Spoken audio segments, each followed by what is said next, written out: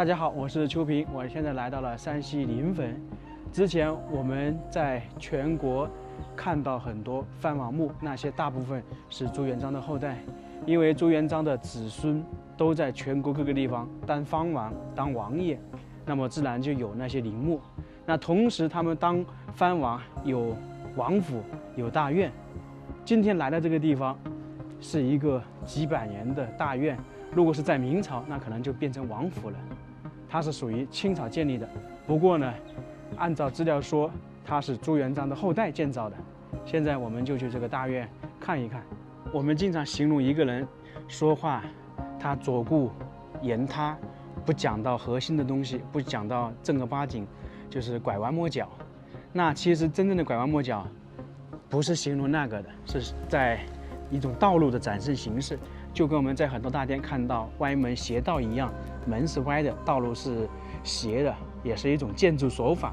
那这个拐弯抹角其实也是中国古代的一种建筑方式。你看这里一个角有一个弯，前方也是一个弯，刚好这里以前呢又是一条道路。我们不说官道，那最起码是当时的马车还有运输货物的道路。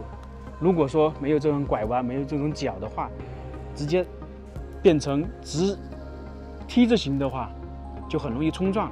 那有这个呢，就能够看到前方。就像我现在要走出去，不管是往左还是往右，走到这个地方，视线都能够非常好。你看，一走到这里就能够看到，不会有遮挡。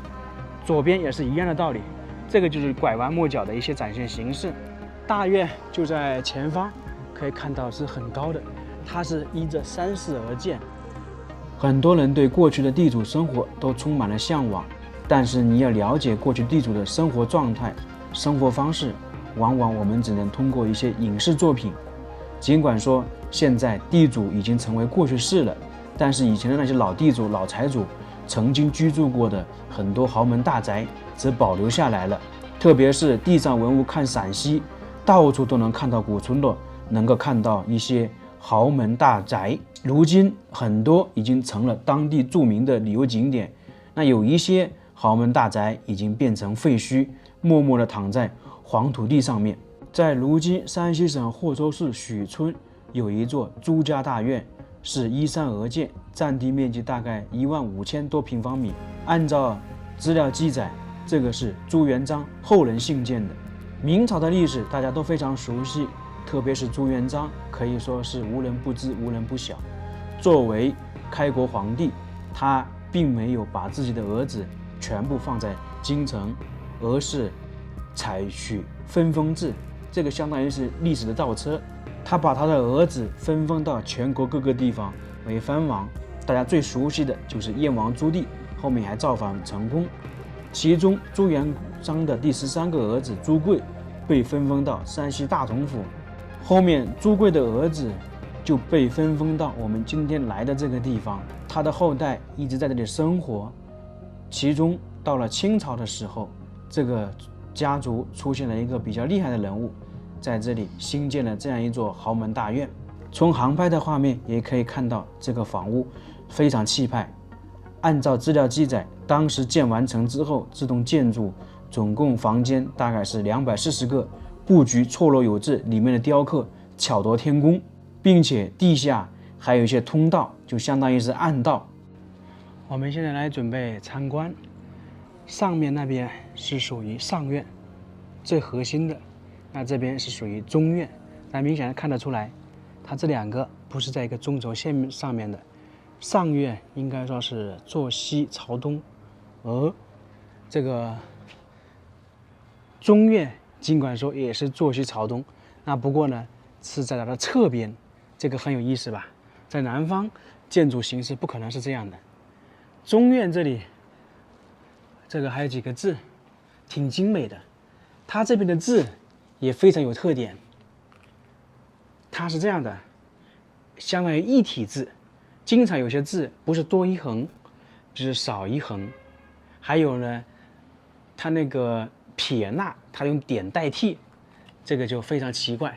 进入中院的大门，这里发现一块很大的空地，这里应该是以前的马房。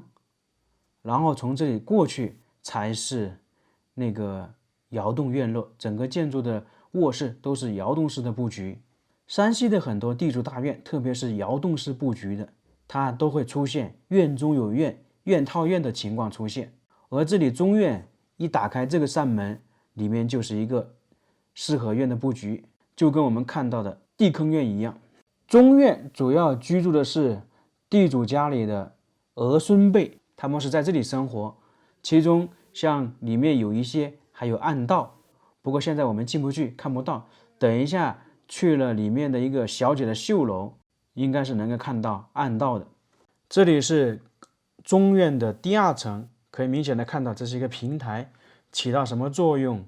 主要就是由于这些地主大院处于黄土高原，没有花园，他们就是在这个赏月。现在我们去上院还有绣楼看一下，那边才是最核心的地方。这个相当于是门楼，看到没有？很新，这是因为重新修建的，旧的在那里啊，原版的，当然是1:1复制的，这是因为以前遭到损毁、着火了，重新修复了一下。大家来看一下这个墙壁，这些是什么东西？可能很多人想不出来。这里有4个，整个这个大院大概有70多个，就是烟囱排烟的。这个在地主大院里面是一绝啊，我们在其他地主大院应该看不到这样的。这种基本上在窑洞式的地主大院里面都有，它里面是要烧炕的，从而有烟囱，每个房间都有烟囱出来。现在我们进去，这是一个大门，旋洞，上面有5只蝙蝠，五福临门的意思。这里面其实是一个窑洞的，它这边的大院全部是建成窑洞的方式。从这里进去就是上院，它这个进来的方式都有点不一样。这里面的布局跟中院差不多，只不过规模大了很多，装修建设的都比较精致一点。这个我们在以前也说过，它这里既是窑洞又是通道。你如果在空中看的话这就是一个四合院，很多人不知道怎么进出，只有你走下来才能够知道这里是一个通道。这个是不是很巧妙？就像陕西还有河南的三门峡以及山西运城一带有很多地坑院一样，既是窑洞，同时也是一个出入口。特别是碰到什么紧急情况下，前方那个大门一封闭，外人是进不来。就比方说土匪要攻打的话，他是没法进来的。我们在这个大院里面可以看到它上面的雕刻非常精美，而且这里面呢全部是原版的。在后面还有一个2楼，相当于是小姐的绣楼以及他们家族的金库就在上面。这边都有很多雕刻，一些花花朵朵。四合院有个好处就是它的四周都是有一个回廊，也是相通的。现在我们去2楼看一下，就是绣楼那些。我猜想以前小姐在绣楼待着，这个门就把它锁住了，因为小姐在绣楼是不能出门的，不能下来的，吃住都在上面。推开，这样就上来了，变成2楼。看屋脊这些，真的是美不胜收啊！这下面四合院的形式完全是一个独立的，谁又想不到它的通道在哪里，对不对？现在准备看一下小姐的闺房绣楼是哪一些，就在这一块。大家首先可以看到这个3个窑洞正房前面有一堵墙，这是为什么？这个很简单，一出这个窑洞的大门，你是看不到外面的。这个就是典型的待字闺中，外人看不到。我们说古代千金大小姐，她既然在绣楼待着不出去，那她有活动场所，还有学习的场所。像这边就是学习的地方。一般古代那些千金大小姐10岁到13岁就送到2楼进行培养、进行学习。经常会有这样的说法，在古代女子无才便是德。其实恰恰相反，在这些很富有、条件很好的人家，他不是这么想的，他会培养女子的兴趣，会培养她的琴棋书画。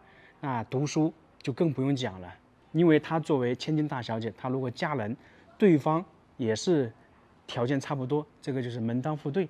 那嫁过去之后，她是女主人，那大家都知道，古代也好，现在也好，一个女主人可以当半个家。你想，皇帝都如此，皇宫全是由皇后说了算，那外面朝廷的大事皇帝说了算，他这里也是一样的，就是说，同样的道理，他就要学习，要不然没法掌管一家里的财政嘛。看到没有？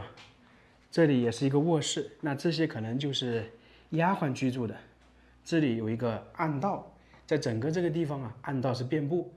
那这里可以说是暗道，也可以说不是，因为小姐不能下楼，但是那些丫鬟是可以下楼的。每天送吃就要通过这个道路下去。她为什么不能从我们刚才进来的地方下去呢？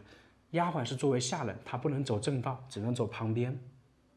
那同时这里放一个炕，丫鬟住在这里，也是防止那个小姐啊自己跑下去。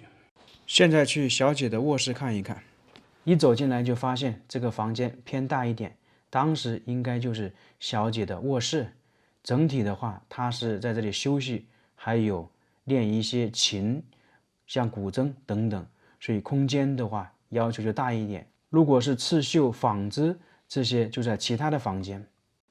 在另外一个房间，就是千金大小姐学习纺织这一类的，因为在古代，包括近代，很多女子都要学习纺织。继续沿着这个通道往前走，有一扇门，在外面就是一个大的阳台，这里起到一个很大的作用，就是整个家族他们用来赏月。很多人可能会说，这里是小姐进行休息或者是活动的场所，那不太现实，因为千金大小姐是不能出来的。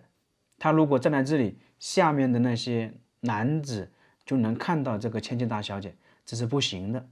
这座大院是建于清朝道光时期，到现在差不多170年，也是一个城堡式的建筑。因为古代建房屋，它都有一个非常大的作用，防御性的。一座历经100年风霜的大院，如今依旧磅礴大气。这座大院到现在还有几位朱家的后人在此居住，不过今天由于他们出去劳作了，没有看到。里面大部分房屋都是空着的，